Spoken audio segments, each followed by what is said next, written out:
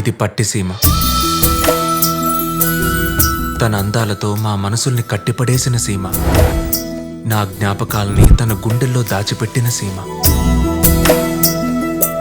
ఇలా సంతోషంగా ధైర్యంగా నా గతాన్ని చెప్పగలుగుతున్నానంటే దానికి కారణం మా తాత. మనోడా, నేను రాత్రి చెప్పిన పక్షుల కథ ఇప్పుడు నీ లైఫ్లో జరుగుతున్న కథ ప్రేమ కథ కాదురా, ప్రేమ అని అనుకునే కథ.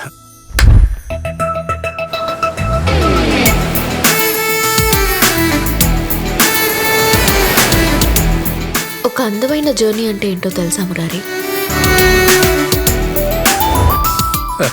దానికి ఒక పాట ఉంది.